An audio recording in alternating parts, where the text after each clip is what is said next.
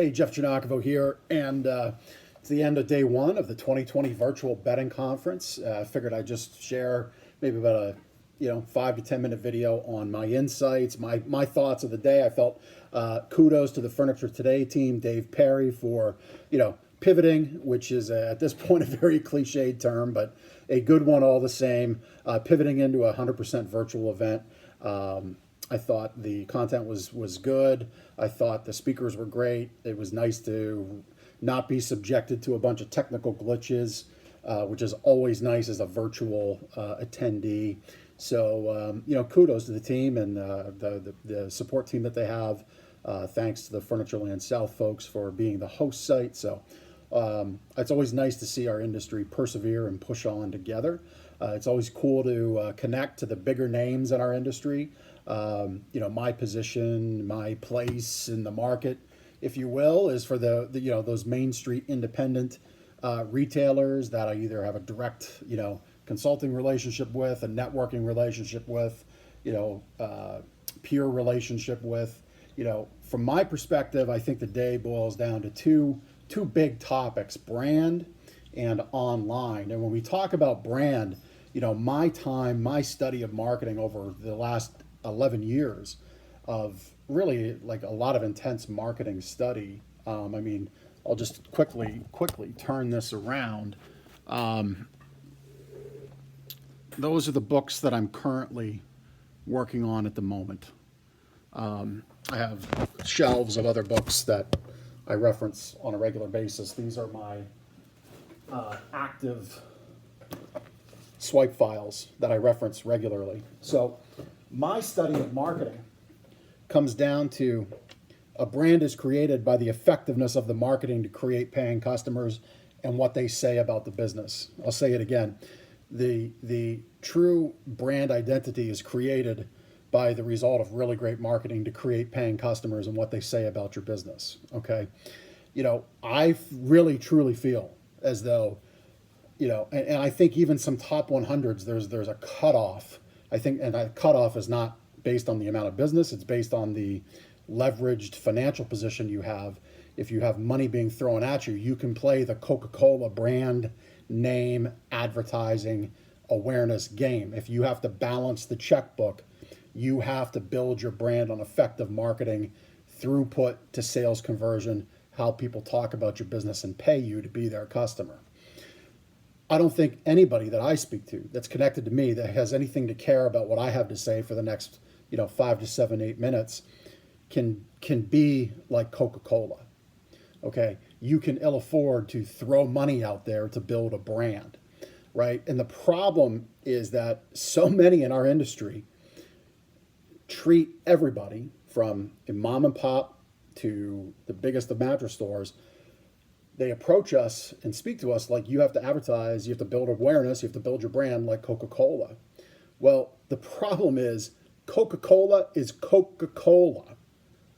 Everybody across the globe knows what's inside that red and white can.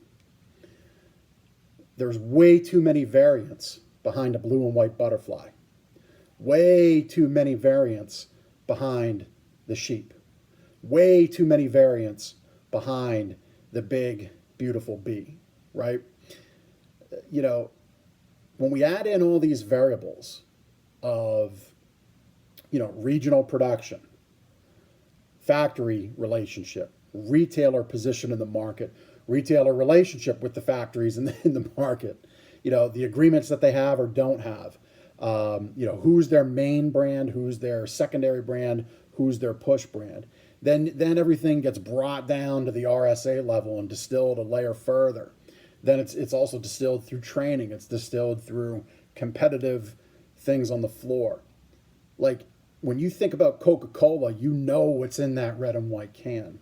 And this is what left our industry exposed to allow for the online retailers to come in. So when I get back to talking about marketing, we can't treat our business like it's the red and white Coca-Cola can because there's too many variables, and our customers are not looking at our stores with the trust, the feel, the experience, the connectiveness, the cultural influence that Coca-Cola has. Yet a lot of people choose to advertise the way Coca-Cola does. So if you don't have those warm and fuzzies about the red and white Coca-Cola can, if you're not creating that with your customer and you're not on that level, you shouldn't be advertising the way Coca-Cola does.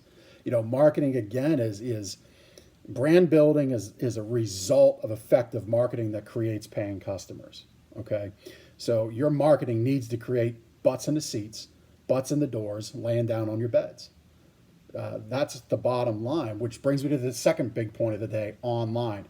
And this is a major, nails on a chalkboard, really getting under my skin as of late thing that people are saying. I'm going to reach for some props here in a second.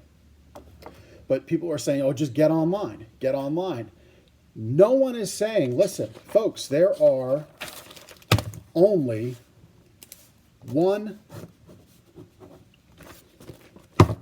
this is the battlefield. Spot 1 to spot 10, page 1 of Google. That's it. That's the battlefield. So when people tell you get online, your direct answer and question back to them should be, fantastic. If you have the roadmap for me to win that battlefield in those 10 places, I'm all ears. The way retailers win is, really the way they're winning is through the local effective marketing, local search, Google Map listings, Google My Business listings. At a local level, independent level, even up to a regional level, that's where you're winning. You're winning on SEO, okay? You can win on pay-per-click. You can win on social. That's how you win. But everybody just says, get online. It is not that easy.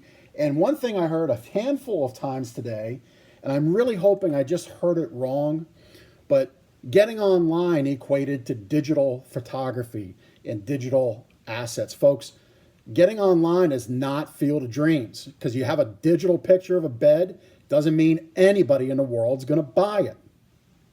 Okay? So this whole get online thing is really consternating. I'm sure it is for you as an independent retailer, because there's just so many things.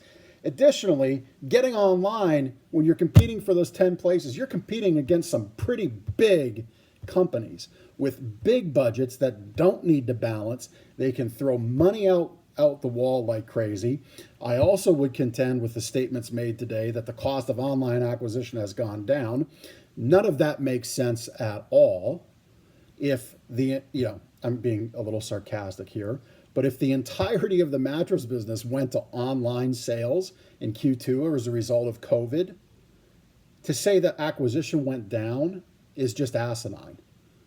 It didn't go down. In fact, the phone calls that I tapped into, the people who are, big Shopify commerce cart players, Amazon platform players, e-com players, top of the funnel through the bottom of the funnel agency marketers, all said the online players not only kept budgets at where they were normally or more, but they also went after local search because they knew in my town, Lancaster, Pennsylvania was shut. Okay? And these big companies have entire teams of people doing the online thing. Okay? Online meaning just, website platform, shopping cart process, shopping cart abandonment, sales copy on the web page, coupon copy codes for the coupons, right? Like copy for this stuff. There are so many different modalities to online that no one talks about when they utter those statements. So for my Main Street retail brethren, I don't purport to give you the answer. I'm telling you, it is not a answer of just get online. It is a expansive mix of SEO, SEM, pay-per-click, social media organic, social media algorithms, social media advertising. It is a proper updated website that's responsive. Okay, it's a good-looking modern website, which brings me to another point here in a minute. You know, it is a mix of so many different things that as an independent retailer, unless you can afford to have these literal teams of people focused on all of these different online modalities to acquire a customer, I think you're foolish to try to attempt it. Okay? You have to make a place, and that place comes out of your local expertise, your local authority, the time you've been in the market, the goodwill you've built, the brand you've created by doing the good business you've done. That's where you begin to build that foundation on. You know, the other thing that came out of today is, you know, across all of online retail, it took decades to get to 15% of all online retail dollars in America. Out of 100% of retail dollars spent in this country, 15% of them were spent online. It took a decade and a half, essentially, or close to 20 years of online shopping to get to 15%. In the last 6 months, it went to 21%. It grew by more than 33% in the last 6 months because of COVID. All right, so that's kind of shocking, but still, that means 79% of all retail dollars spent in this country are still done in a brick and mortar store, which means the supposed wholesale change that consumers are making is just false. 8 out of 10 people are still spending money when they choose to buy something in a brick and mortar establishment. That's a very good habit for us. Now, our industry, it's a little higher online. The reports back today from, again, people that I would trust their opinion when they make it, says that 70% of mattresses sold in a store, 30% online. So that's certainly more than the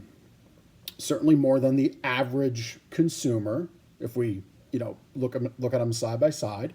But again, I think we need to look at that number in a year from now in a completely post-COVID recovered world.